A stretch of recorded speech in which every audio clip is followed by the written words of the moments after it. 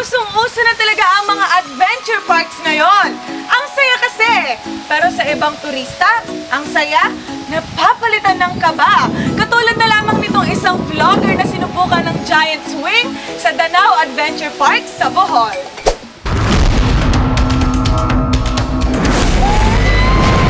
Para sa vlogger na nakatira sa syudad gaya ng Caloocan City, pang-alis stress ng city life ang extreme adventures in nature. Gaya ng content creator ng Lakbay sa Iraya YouTube channel na si Mark Ramos. Napili ko yung Danao Adventure Park sa Danao, Bohol kasi meron ako nakitang isang video clip noon. So sabi ko sa sarili ko, gusto ko siyang itry kasi ganito talaga yung mga extreme activities and adrenaline rush na hinahanap-hanap ko. Pero bago magbuwis buhay, nag-warm up muna si Mark. Yung zipline pala dito is 480 meters long tapos 200 meters high siya. So, pupunta ka dun sa kabilang bundok through the zipline. Hindi ko pa na-try mag-zipline before. Ito yung pinakaunang beses na na-try ko yung ganitong klaseng activity. Wala, wait lang! Nang nag-start na akong lumusong, grabe. Tapos natatanaw ko na kung gaano ako kataas or gaano kalalim yung babagsakan mo. Halo-halong pakaramdam. Nandun yung kinakabahan ka, natatakot, papawisan ka ng malamig. Kung makikita mo naman yung mga puno dun sa baba, tapos may mahabang ilog sa pagitan ng dalawang bundok.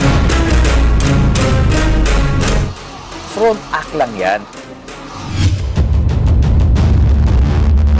Eto na ang main event.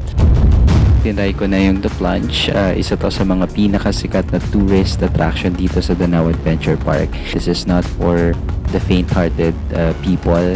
This activity is reported to be one of the world's highest canyon swings with a 75-meter free fall. And then, yung launch deck niya is situated 280 meters above the canyon floor. So, ganon siya kataas. Go lang. Hail Mary, full of grace. The Lord is with you.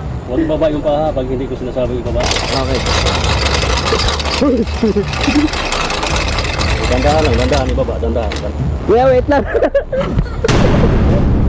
ready? Race. Wait lang, kuya. Uno, bombs away. Wait lang, kuya.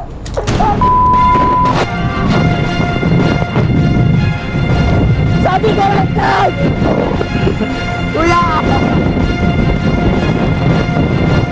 Hindi talaga ako handa. Like, sa totoo lang, ina-expect ko, may konting time muna para kausapin muna ako ni guide. Pero hindi. Ang bilis na pangyayari. So, hindi ko siya talaga ina-expect. Ibang klaseng adrenaline rush yung naramdaman ko dito sa activity na to. Although, after naman ng free fall, sobrang nakaka-enjoy na yung point na siniswing ka na lang ng slide for about mga 5 minutes.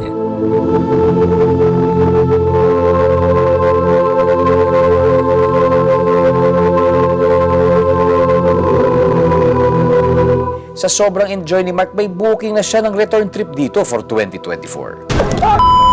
Sabi ko lang! Kuya! Congrats, Mark! Adventures pa more sa ating Amazing Earth. Marami po kaming exclusive content para sa inyo. Just visit gmanetwork.com/entertainment at i-follow kami sa aming official Facebook, Instagram, X, TikTok at YouTube accounts.